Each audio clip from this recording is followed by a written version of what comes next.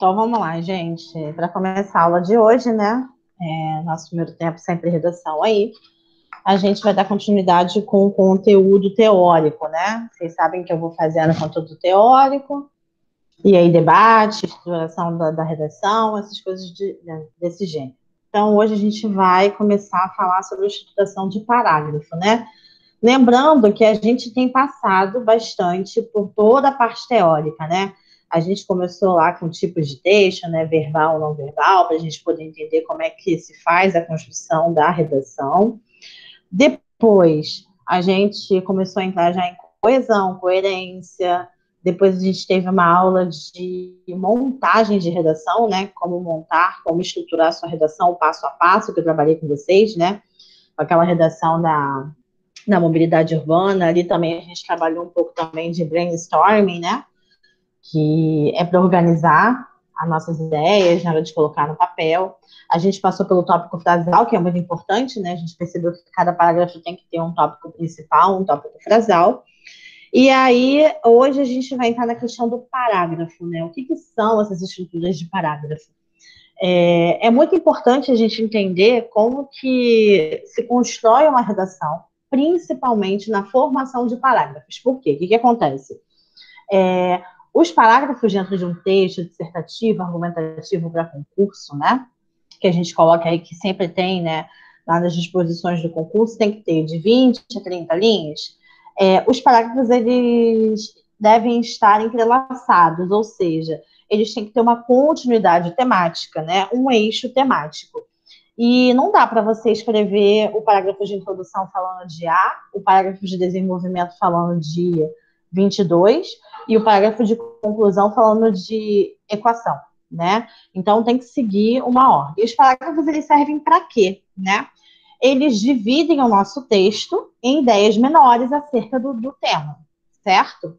Então, lá quando você era pequenininho, né, que você estava lá com a tia Maricota, filhote de gente, que ela falava assim, ponto parágrafo, né? Quer dizer que você ia para outra linha. E aí, quando ela falava isso, não era que você ia mudar totalmente de assunto, você ia abordar o assunto de uma forma diferente, certo? E isso me faz retomar lá atrás aquilo que eu sempre falo com vocês, da questão de você organizar o seu texto, né? Então, isso faz lembrar também a questão da progressão semântica, né? O Giovanni, acho que estava nessa minha aula, deve lembrar. A progressão semântica é o quê? Progredir é avançar, semântica é o significado, né? Então, a progressão semântica, ela dá conta, né? Ela toma conta de quê dentro do nosso texto? Da gente avançando, né? A abordagem do assunto nos parágrafos. Só que, por exemplo, na introdução, a gente tem lá uma organização do texto que diz que a gente tem que apresentar o tema, certo? A problemática, a tese e um contexto histórico, sim? Então, ali fica disposto dessa forma, tá? Lá na introdução.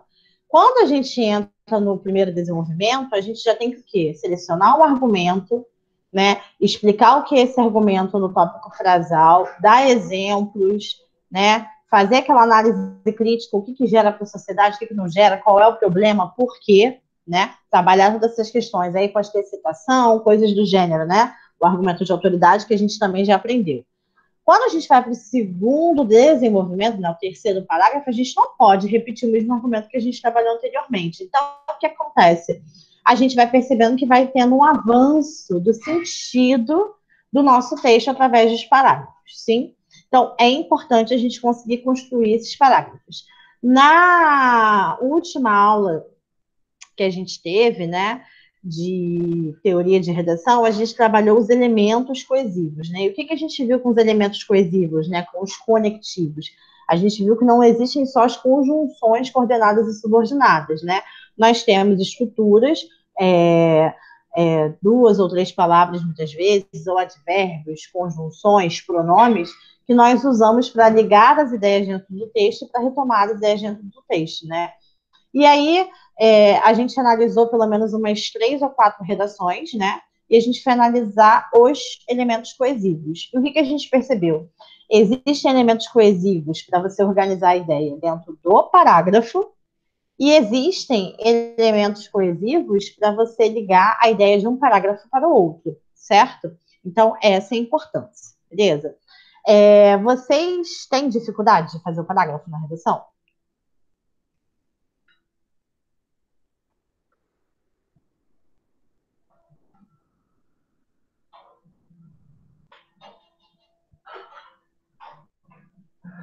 Sim, não, talvez.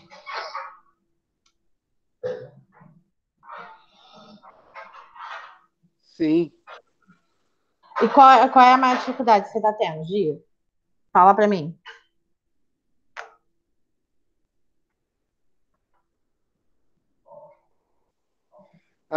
Eu tenho, às vezes, dificuldade com tipo. Eu citei uma coisa na introdução. Eu tenho dificuldade para, assim, para ir citando ela, assim, ao longo do, dos parágrafos, Sim. de forma que não fique maçante, entendeu? Às vezes eu acho que eu repito muito algumas coisas e fica maçante, entendeu? Isso. E aí, o que a gente tem que fazer, né? É aquele exercício que eu sempre falo. Olha como a questão de você organizar suas ideias num parágrafo também é muito importante, Gi. O que eu sempre comento com vocês? O que a gente precisa fazer para melhorar essa questão? Você foi lá, fez o seu rascunho, fez, né, lá o seu brainstorming, puxou seta daqui, de lá, para organizar a sua redação e tal. Beleza. Quando você começa a escrever, você primeiro escreve a introdução. Antes de você ir para o parágrafo de desenvolvimento 1, você tem que voltar e reler tudo que você colocou na introdução, para que realmente não fique repetitivo, não fique maçante, né? É por isso de que é difícil mesmo, não é uma tarefa fácil, porque o que acontece? Quando a gente está falando sobre um assunto, quando a gente está debatendo, está conversando, a gente tem mania de dar ênfase, não tem? De repetir a mesma coisa várias vezes na fala. Vocês já repararam isso? A gente repete bastante as informações? Vocês também já fazem isso? Sim, Né? sim, eu E aí o que faço. acontece, né? Eu também, é normal. Só que é a língua falada.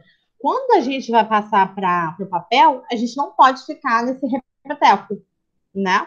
Porque senão realmente o texto fica redundante, ele fica um texto chato de ser lido, pesado, né? Complica mesmo. Então, assim, a gente não pode ficar tendo esse repeteco. Então, é importante, por isso, também organizar previamente as suas ideias dentro do texto. Organizar aquilo que você quer dizer dentro do texto. Isso é muito importante também, né? Para a gente conseguir entender como funciona a construção do parágrafo, né? Então, vamos começar. Qualquer tipo de texto é dividido em unidades menores, os parágrafos, ou seja, um bloco de ideias que divide uma sequência de informações ou pensamentos, né? Então, como eu já dizia lá desde o início, desde o primeiro dia de aula de redação, eu sempre comento isso com vocês, né? Sempre falo isso com vocês. O parágrafo, ele serve, né, para organizar, tudo bem, as nossas ideias. Então, por isso, né, enquanto eu estou falando com vocês aqui, eu vou tentar abrir para ver se eu acho, que eu não sei se a Bruna assistiu essa aula, se ela viu esse material. Por isso que é importante a gente organizar o que a gente coloca em cada parágrafo, né? Por isso lá aquele esqueminha que eu passei para vocês no início. É muito importante, a gente tem que sempre lembrar de usar ele. Ele é muito importante para gente. Que é o quê? O que tem na introdução, né? Que tem no desenvolvimento? O que tem na conclusão? Entendeu? A gente vai no passo a passo mesmo, certo? Então, assim, não tem para onde correr. E aí, se a gente também não se organiza, certo? Se a gente não organiza o que a gente vai colocar, como a gente vai fazer, como que vai ficar, a gente também pode ter problema, sim? Então, é importante organizar as ideias. Então, vamos lá. Na escrita, os parágrafos são as principais partes de um texto de qualquer gênero. Então, ó, é a principal parte de um texto de qualquer gênero. Artigo, ensaio, capítulo, entrevista e a nossa redação, tá? Para assimilá-lo, o leitor precisa entender as suas partes, isto é, os parágrafos. Eles servem para facilitar a compreensão e a leitura do texto, né? Dar folga ao leitor. Então, a gente tem que partir do princípio também do seguinte: Rasmin, mas o texto, né, pô, tem 30 linhas. Tem 30 linhas. Só que as 30 linhas, né, elas têm que dar conta daquilo que eu preciso estar passando, sim, para o meu leitor. E aí vocês imaginem só, um texto que repete a mesma coisa que ele disse na introdução, nos outros 3 parágrafos, com outras palavras. É um texto redundante, né? É quando a gente brinca que a pessoa está fazendo o quê? Enchendo linguiça. Né? Vocês com certeza já ouviram falar nesse termo, encher linguiça. Certo? A gente tem que evitar essa questão de encher linguiça. Tudo bem até aqui? Sim, não, talvez, mais ou menos. Quero correr, quero chorar. Sim. Beleza, Ainda então. vivo. Ainda vivo, né? Isso é importante. Tô indo devagarzinho, sei que às vezes vocês querem me matar, mas é porque realmente é um processo complicado, né? Então a gente realmente tem que ir devagar. Então tá bom, então vamos continuar ali. Então vamos lá. O parágrafo, né, é um grupo de períodos relacionados uns com os outros e governados por uma ideia central, formando uma sequência coerente e consistente de ideias associadas entre si. Então, vamos lá. O parágrafo é um grupo de períodos. Vocês lembram o que é período?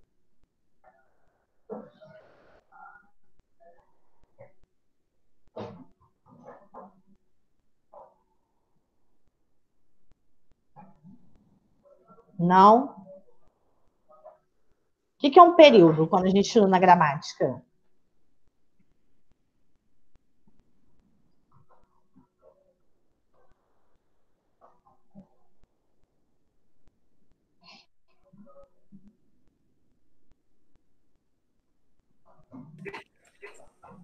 É uma frase formada por uma ou mais orações? Muito bem, mamãe, isso mesmo, né? Então, o nosso parágrafo ele tem que ter períodos, né? A gente não pode, por exemplo, formar um parágrafo com um verbo só, um parágrafo de 5 ou 8 linhas, sim? A gente precisa organizar o nosso período, tá? Então, é importante a gente sempre lembrar disso. E aí, isso chama atenção também por quê? Lá quando eu estou corrigindo a redação, que vocês me entregam aqui pelo Classroom, né? Muitas vezes eu mando assim para o aluno, período longo, né? O que é um período longo? É um período, por exemplo, sem ponto continuativo. É um período que a pessoa não separa por ponto. Ah, Rasmin, mas a gente aprende lá na escola que a gente pode formar um parágrafo com vários períodos usando conjunções para separar, vírgula, isso, aquilo, outro, blá. Concordo, sim, a gente, né, realmente aprende a fazer isso. Só que qual é a grande questão de se fazer isso, tá? No nosso contexto de redação para concurso. A ideia, ela tem que estar organizada e ser objetiva, né? Muitas vezes, quando a gente constrói um parágrafo cheio de períodos, né, separado só por conjunções ou por vírgulas, muitas vezes a gente pode se atrapalhar, sim, naquilo que a gente precisa estar passando e organizando de ideia. É por isso que quando vocês pegam lá aqueles modelos que eu trabalhei na penúltima aula com vocês, de redação, sim, quando eu trabalhei com vocês, o que eu mostrei para vocês? As redações, né, ou os parágrafos, com pelo menos 1 ou 2 pontos continuativos dentro deles, tá? Então, vamos lá.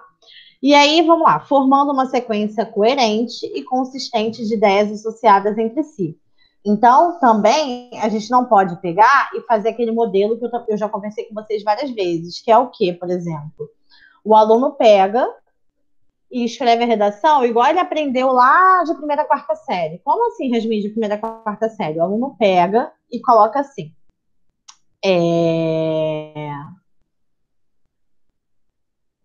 O aborto é um assunto que é tabu no Brasil. Ponto. Ainda hoje, esse assunto é muito discutido nas escolas. Na escola, não. Na sociedade. Ponto. Porém, nem todos os lugares aceitam que as pessoas falem desse assunto. Ponto. Não.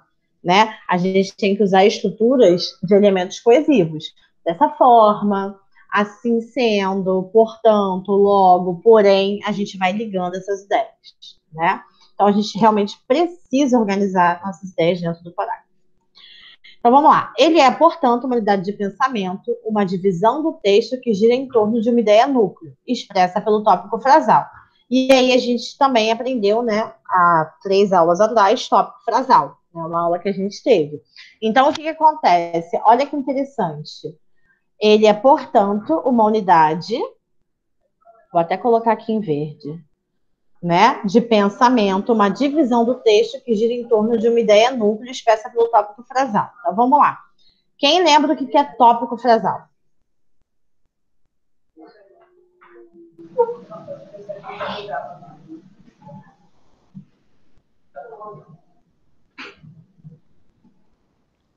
É uma frase que é de forma simplificada sobre o tema. Só sobre o tema? Como assim? O- Explica a- melhor isso aí. É, é uma forma de eu. É, é, é uma forma de eu resumir o que eu falei no parágrafo passado. Tudo que eu falei no parágrafo passado, eu dar uma resumida, né? Então, vamos lá. O tópico frasal, né? Ele funciona de que forma? Na introdução, né? Ele funciona ali quando eu faço o quê? Quando eu pego e coloco, né? A apresentação do tema. O que vai ser esse assunto? Né? Essa é a parte mais importante, que eu estou explicando com as minhas palavras o que vai ser o assunto. No desenvolvimento, nos 2 desenvolvimentos que a gente faz, o tópico frasal, ele vai ser o quê? A frase, né? O período que contém o argumento. Então, a ideia principal. E a partir dessa ideia núcleo, que é o argumento que está no tópico frasal, eu desenvolvo as ideias secundárias, que é o quê? Por que isso é um problema, como que isso atinge a sociedade ou esse grupo que eu estou direcionando o meu tema, e coisas do gênero. Então, o que acontece? Olha só como a estrutura do nosso parágrafo, ela começa bem antes de a gente começar a redação, né? A gente começa muito antes de começar a redação. Eu consegui achar aqui, vou abrir para a gente poder dar uma olhada. Também, vou compartilhar com vocês.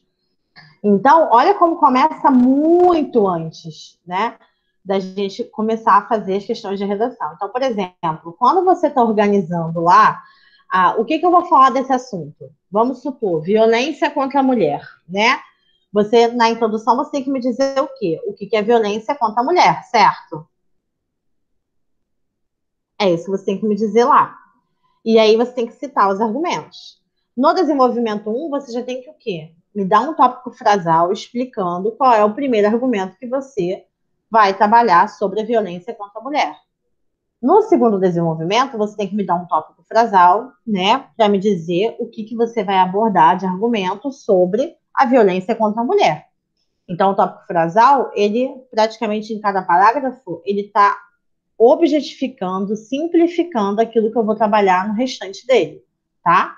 Então, é a informação mais importante, digamos assim, né? É a informação principal. A partir dela, eu desenvolvo outras ideias. Então, a construção dos nossos parágrafos, ela já vem lá de quando a gente está esquematizando, debatendo. Sabe quando a gente separa? Eu falo para vocês, tá, vamos lá, gente. O que é controle parental? Aí vocês vão lá e me falam, controle parental, Rasmin, pode ser isso, pode ser aquilo outro. Beleza, tá. Isso é um problema? Sim, não, talvez. Aí vocês, pode ser, por causa disso, disso, aquilo outro. Aí vocês começam a enumerar vários argumentos que dizem por que é um problema, certo? Depois vocês vão pensar, por que isso é um problema? O que isso gera para esse grupo de pessoas que sofrem o controle parental, que no caso são as crianças, né? Que é o debate que a gente teve também há umas semanas atrás. E aí, devagar, a gente vai estruturando e organizando, tudo bem? As nossas ideias dentro do quê? Do nosso rascunho, para formar os parágrafos, tá? Então, vamos lá. E aí, a gente forma o tópico frasal. Essa ideia, né, a gente junta com outras secundárias, e aí a gente desenvolve o assunto do nosso parágrafo. E olha só que interessante. Tem por finalidade explicar melhor e desenvolver a ideia principal, né? Então, é aquilo. A minha ideia principal é o quê? Falar sobre o problema da violência contra a mulher na sociedade brasileira, né? O meu tópico casal do primeiro desenvolvimento diz que eu vou abordar a falta de educação direcionada para o respeito, né, do gênero. Vamos supor assim, né, que as escolas não abordam o respeito do gênero, né, e por aí vai.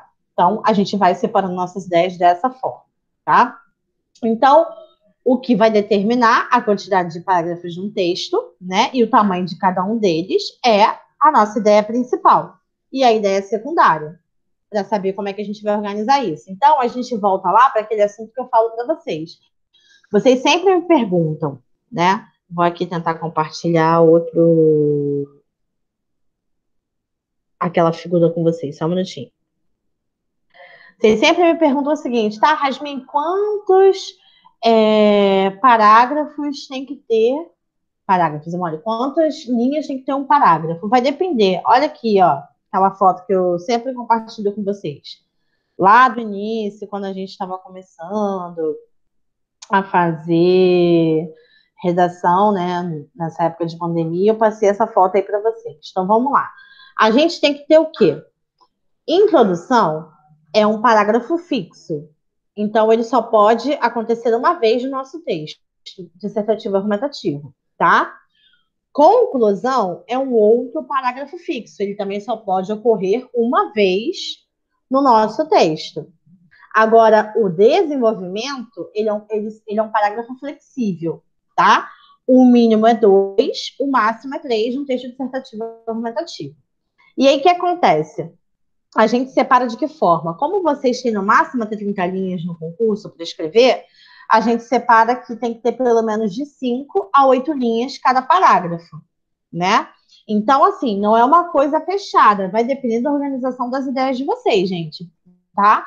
Por exemplo, tem aluno que depois de tanto treinar, ele consegue fazer uma introdução com 5, 6 linhas e fica ótimo.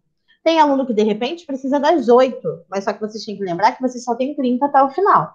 Então, a organização, a quantidade de linhas que você vai usar em cada parágrafo seu vai depender da organização das suas ideias, ou seja, você tem que ser claro, objetivo, né, direto naquilo que você quer dizer. Na redação, no parágrafo, a gente não tem tempo para ficar enchendo linguiça. Então, tem que ser direto, objetivo, falar o que precisa ser dito, explicar com todas as palavras. É o que eu sempre digo também para vocês. Colocou, explicou. Colocou, explicou. Se você citar alguma coisa, você tem que explicar. Se você colocou alguma coisa, você tem que explicar. Né? A gente realmente não pode deixar nada em aberto dentro do nosso texto. Então, vem dessa forma especificada. Então, vamos lá. Vamos voltar para o nosso material de hoje.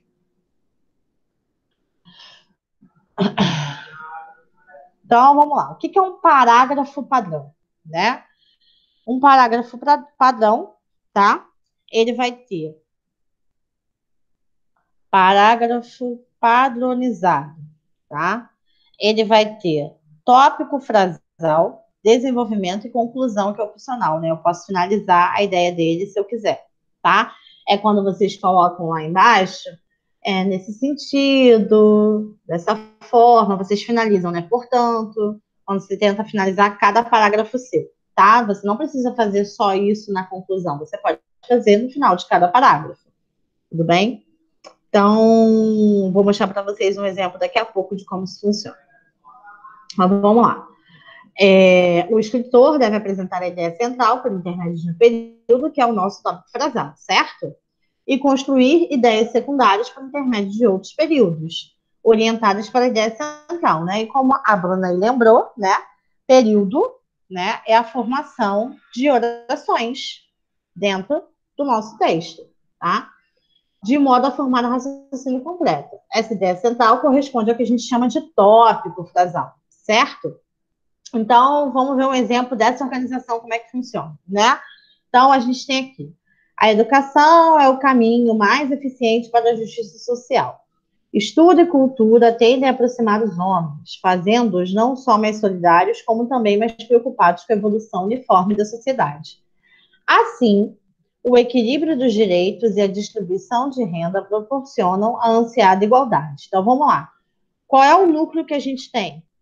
Educação é o caminho mais eficiente para a justiça social. Esse já é o nosso tópico frasal de cara, né? Já coloquei ele entre aspas, tá? E aí, o que são as ideias secundárias? Que estudo e cultura tendem a aproximar os homens, né? Porque eu estou falando da eficiência da justiça social. Então, eu tenho que dizer o que está sendo trabalhado aqui. Outro, tais capacidades fazem mais solidários, né? Fazendo-os não só mais solidários, como também preocupados com a uniformidade da sociedade. Então, essas são as ideias secundárias, certo? E aí, eu tenho a conclusão. Assim, o equilíbrio dos direitos e a distribuição de renda nos proporcionam ansiada igualdade. Então, a gente tem um exemplo, deixa eu voltar lá, de um parágrafo que ele tem início, meio e fim, né? Claro que aqui, se fosse uma redação dissertativa argumentativa para concurso, vocês teriam que explicar um pouco melhor, né? A educação é o caminho mais eficiente para a justiça social. Aí, assim, estudo e cultura tendem a aproximar os homens, fazendo não só mais solidários, como também mais preocupados com a evolução uniforme da sociedade, né? Como exemplo, temos parará, e isso afeta tarará, né? Porque você tem que colocar a crítica ali, você tem que dizer o que gera, o que não gera, como não afeta, por quê, se é um problema, se não é. Sim? Até aqui tudo bem?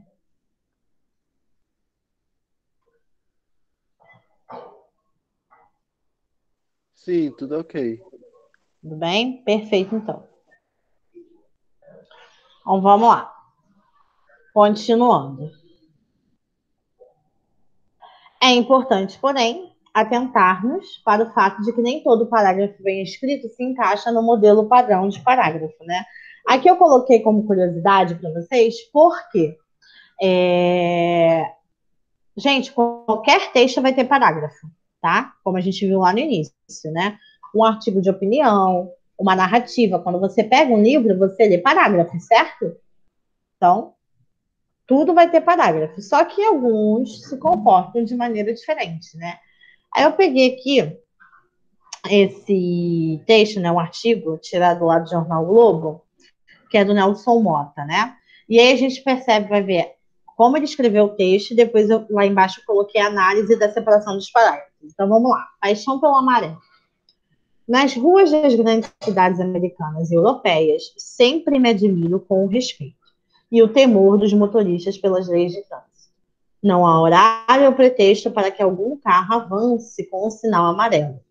Pode até ranger os freios e pneus, dar um susto no passageiro, até mesmo levar uma encostada na traseira, mas ninguém cruza a faixa de pedestres no amarelo. Não só a multa é pesadíssima, como o infrator tem que comparecer ao tribunal, perde pontos na carteira, tem uma grossa chateação. É um comportamento profundamente arraigado nos motoristas, é um símbolo de convívio urbano civilizado. Entre nós, é justamente o contrário. Concordo, né? Então, a gente vai ver agora por que é o contrário. Porque no Brasil, em geral, e no Rio de Janeiro em particular, a regra é aproveitar o último restinho de amarelo, antes do vermelho, e ser mais esperto do que os outros, pelo menos até o próximo sinal. E isso serve para carro e para pedestre, né? A gente está com o sinal amarelo, e se a gente estiver no carro, a gente pode perceber, a maioria dos motoristas pisa fundo e vai e avança, né? E também, se a gente está para atravessar lá a rua, certo? E aí o sinal já tá no final do vermelho, indo para o verde para o carro passar, mesmo assim a gente sai correndo na frente, né? A gente não espera. Em cidades mais violentas e inseguras como Rio, Recife, Belo Horizonte e Vitória, nem o sinal vermelho é respeitado por motivos óbvios, para não ser assaltado. Hoje, um clássico urbano brasileiro. O Estado é incapaz de dar segurança ao cidadão e não pode puni-lo por proteger sua própria vida. Mas mesmo em nossas cidades mais civilizadas, o amarelo é como um extra, um bônus, um chorinho de verde. Não é preciso ser nenhum professor da mata para perceber que mais do que um mau hábito perigoso, é uma metáfora do nosso jeito brasileiro de ser. A pressa que leva ao atraso, acostumado a atravessar as ruas do Rio de Janeiro depressa, mesmo com a luz verde. e depois de olhar para os dois lados, até em vias de mão única. Tive um choque de civilização em Roma quando descobri, incrédulo, que onde não havia sinal, bastava colocar o pé na faixa para que todos os carros parassem imediatamente em qualquer lugar ou horário, por mais movimentados que fossem. Mas nós amamos tanto o amarelo, símbolo do ouro da nossa bandeira, na camisa da seleção, que o usamos até para mostrar desprezo. Se falta coragem a alguém, em um momento decisivo, disse que amarelou, como o senador Mercadante, que, para não ficar vermelho por 5 minutos, vai ficar amarelo para o resto da vida. Né? Interessante o texto também, né? Vocês também têm mania de atravessar fora do sinal? Sim. Todo mundo, né? Vamos lá.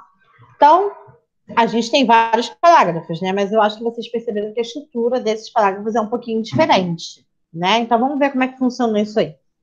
Né? O segundo parágrafo não possui tópico frasal. Vamos lá voltar para ver qual era o segundo parágrafo? O segundo parágrafo é esse aqui, ó.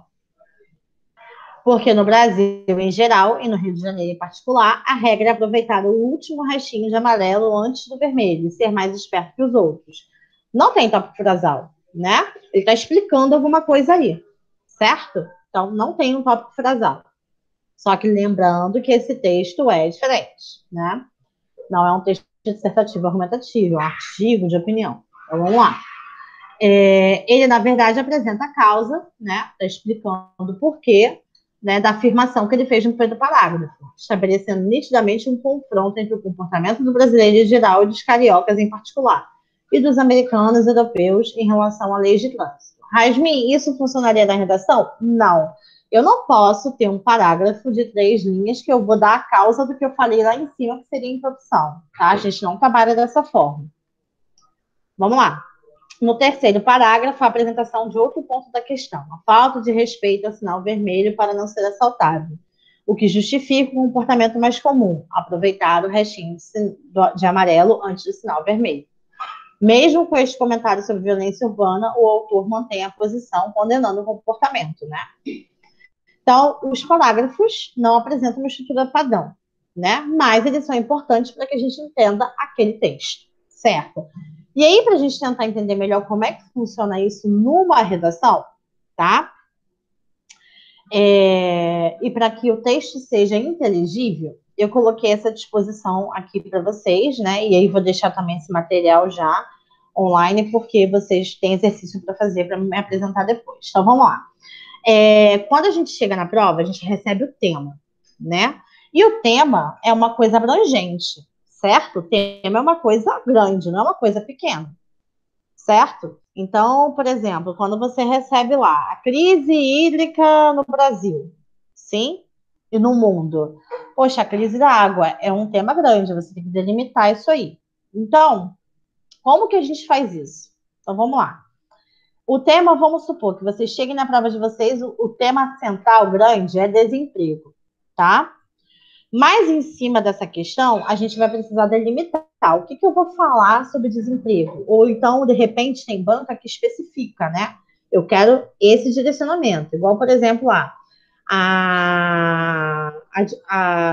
os desafios da formação, né, educacional de surdos e mudos no Brasil. Então, estava direcionando, já estava dizendo que era um desafio de surdos e mudos e no Brasil, né? Mas às vezes a gente pega tema abrangente e a gente tem que delimitar. Então, vamos lá. Vamos supor, então, que a gente delimitasse o tema da seguinte forma: o problema do desemprego nos centros urbanos, né? Por que a gente falaria desse assunto, né? Aí a ideia que eu tive aqui foi o seguinte, né? Indicar as consequências do desemprego nos centros urbanos. É por isso que eu vou falar desse problema, para indicar o que está acontecendo, quais são as consequências disso para a gente, né? E aí a gente tem um plano de desenvolvimento. O que seria um plano de desenvolvimento? Aqui nesse plano de desenvolvimento são os problemas que a gente pode encontrar, ou seja, a partir disso aqui, eu vou separar o que eu vou falar nos meus parágrafos de desenvolvimento e organizar a minha ideia, né, dentro do texto. Então, por exemplo, a gente pode falar que o problema do desemprego nos centros urbanos faz surgir favelas? O que vocês acham? Sim, não, talvez, e por quê?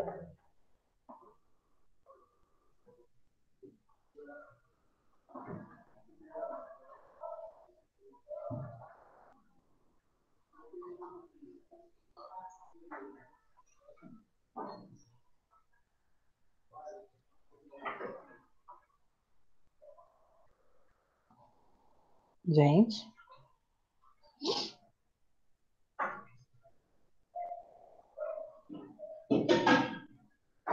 A gente pode falar que tem uma ligação direta? Eu acho que não. Não? Vamos lá. Centros urbanos. Vamos pensar, por exemplo, o centro do Rio de Janeiro, né? Como é, por que ainda tem superlotação nas comunidades no centro do Rio de Janeiro e na Zona Sul?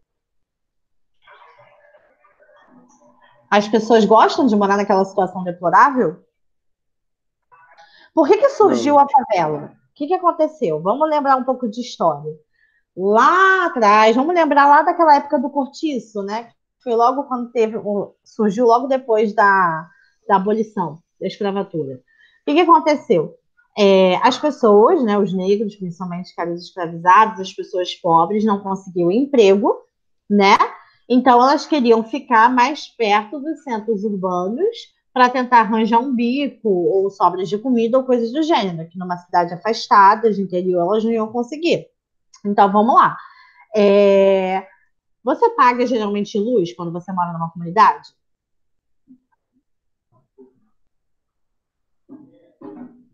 Não. Você paga água geralmente? Não. Não, se você trabalha no centro do Rio e você mora numa comunidade no centro do Rio, que você possa ir andando ou gastar só uma condução, vale a pena você morar na Baixada?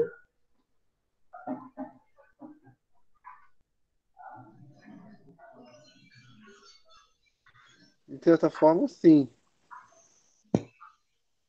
Vale a pena na questão de custo-benefício você morar na Baixada? Se você na favela não paga água, não paga luz? Não. Não. Desculpa. Não, né? Então, assim, pode ser um problema diretamente ligado? Sim, né? E aí, se vocês forem pesquisar, depois vocês pesquisem sobre isso, vocês vão ver várias entrevistas interessantes, né? Cada vez cresce mais o número de pessoas que querem morar em comunidades bem próximas de centros urbanos, né? Pela questão da localização, certo? E aí, por exemplo, mesmo quando você está desempregado, você morar nesses lugares, você não tem esses tipos de gastos. Então, você precisa conseguir coisa para você comer, né? Então, pode ajudar sim. O problema do desemprego ajuda o aumento da fome, subnutrição e doenças?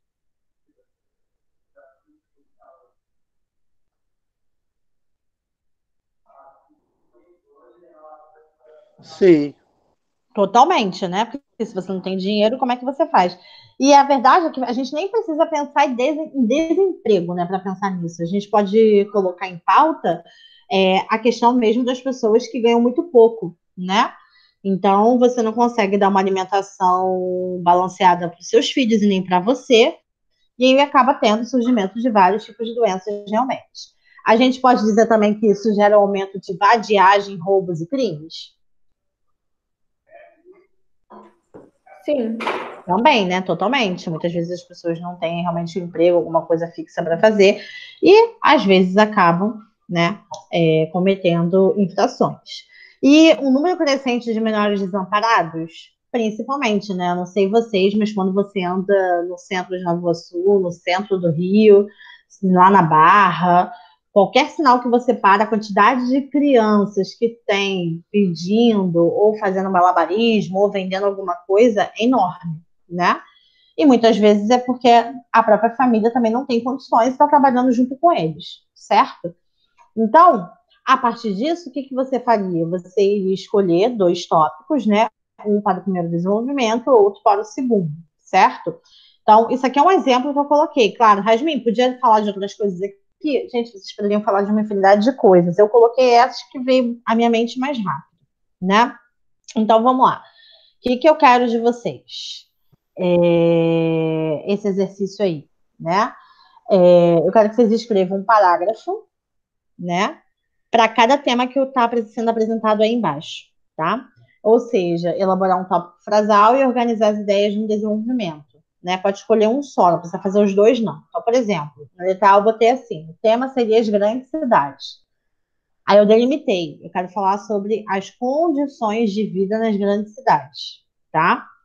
E aí, qual é o objetivo? O que que eu quero, né, disso? Mostrar os contrastes entre as condições de vida de ricos e pobres nas grandes cidades. Então, em cima disso, eu quero que vocês formem um parágrafo, sim, de desenvolvimento, falando sobre esse assunto aqui, tá? Um só, não precisa fazer os dois, pode ser um só. Letra B, o tema é educação, né? Então, delimitei o tema. O aluno que estuda e trabalha.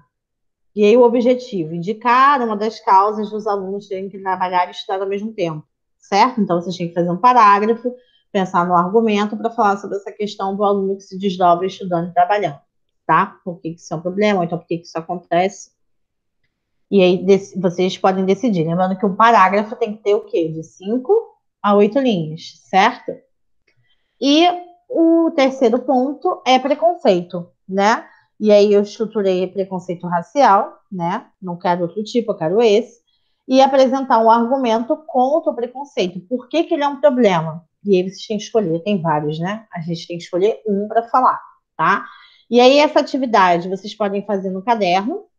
Eu vou postar agora aqui. Aí vocês façam lá, tirem a foto e depois vocês postem. Vou dar uns dias para vocês poderem fazer. Beleza? Mas daquele plano de desenvolvimento, no caso, a gente teria que escolher um, né? Não debater todos. Isso. Aí no exercício vocês têm que criar o de vocês.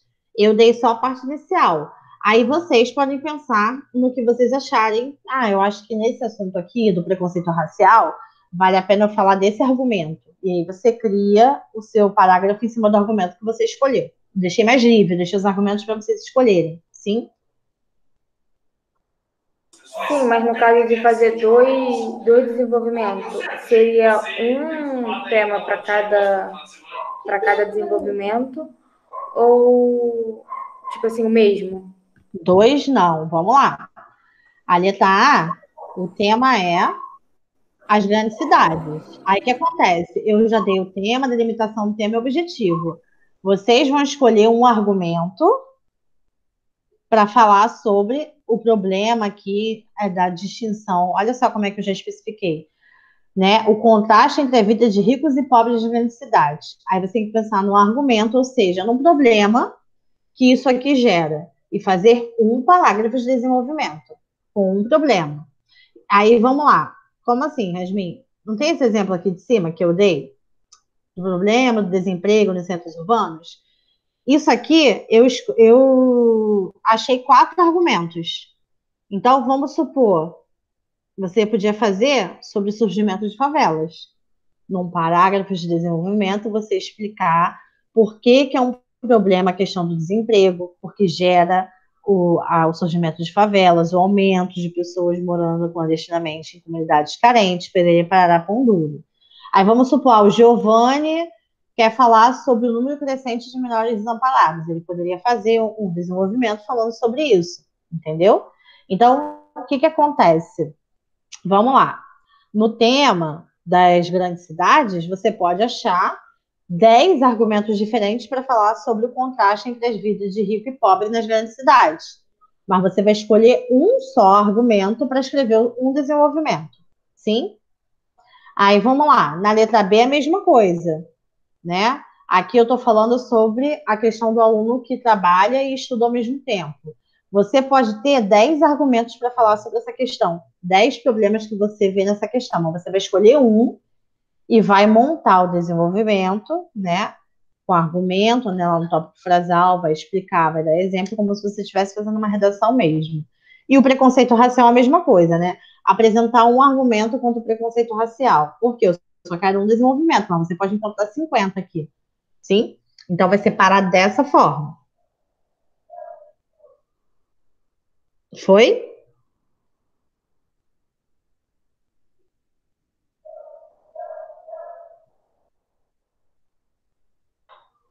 Bruna? Foi? Ah, tá. Foi, beleza? Ah, Sim. então tá tranquilo, gente. Então já vou postar agora essa atividade. E aí, até daqui a pouco, na aula de 3h30, a gente vai vir com o nosso debate de hoje, tá bom? Eu espero vocês.